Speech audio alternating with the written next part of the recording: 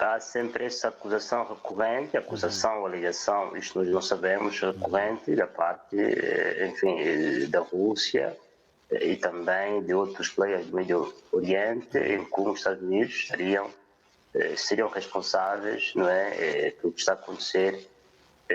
no Médio Oriente, isto é, entre Israel e a faixa de Gaza, ou seja, entre Israel e Hamas, e, de consequência, por tabela, a população civil da faixa de Gaza. São alegações que só a Federação Russa pode elaborar mais e dizer de que maneira que os Estados Unidos são responsáveis disso, mas entende-se que seja pelo facto de serem os principais aliados de Israel, ao qual envia anualmente apoio militar avaliado em 4 bilhões de dólares. Se refere ao facto de, enfim, as políticas de negociação dos Estados Unidos desde os acordos de Oslo não terem surtido efeito. Se referirá eventualmente ao facto de o próprio quarteto do Médio Oriente, ao qual a própria Rússia também faz parte, estar bloqueado e não conseguir levar avante as resoluções e todos os outros trabalhos necessários para a construção do Estado da Palestina. E também neste contexto da geopolítica é normal que a Rússia acuse os Estados Unidos porque é o seu principal rival, sobretudo no que toca ao conflito com a Ucrânia, e também porque os principais aliados da Rússia nesta altura se encontram mesmo no Médio Oriente, não é? Basta pensar a Síria, basta pensar ao próprio Irão, enfim, pode ser também entendida como uma manifestação de solidariedade da Rússia para com os países que acabei de mencionar. Mas, do ponto de vista prático, a responsabilidade do que está a acontecer no Médio Oriente é das populações e dos Estados diretamente envolvidos nele, não é?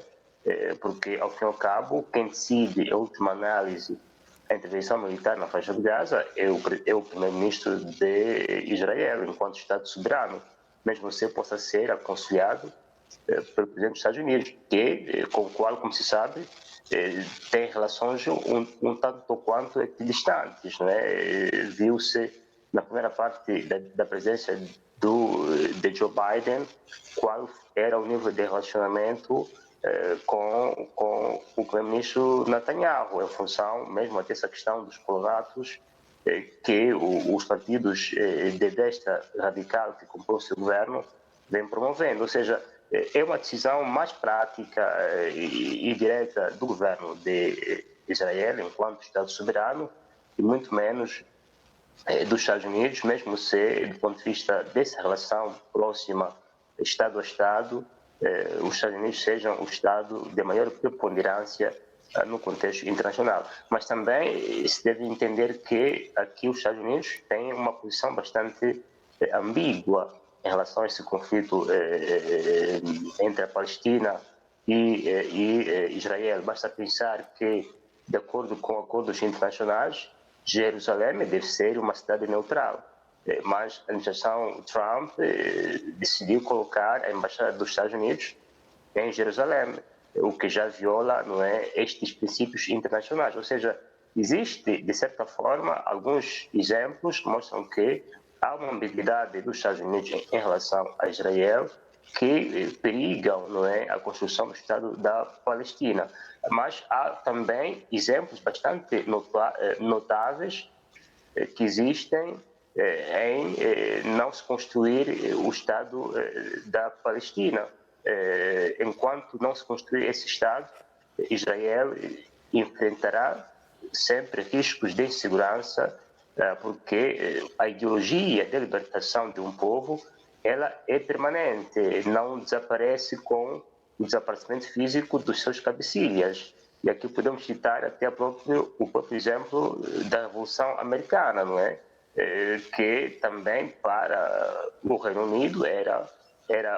os pais da independência dos Estados Unidos eram terroristas nos olhos do Reino Unido, mas conseguiram libertar-se do domínio britânico e se consagraram como Estados independentes. Ou seja, quando um povo se encontra sob domínio estrangeiro, mesmo se os cabecilhas venham derrotados, a ideologia prevalece até que o povo encontre a sua total libertação. E esta questão que está agora a emergir, isto é, pode Israel combater o Hamas, sendo o Hamas uma manifestação clara de uma ideologia que pretende a libertação da população da Palestina? Esta é que é a grande questão e a ver vamos se haverá resposta ou não.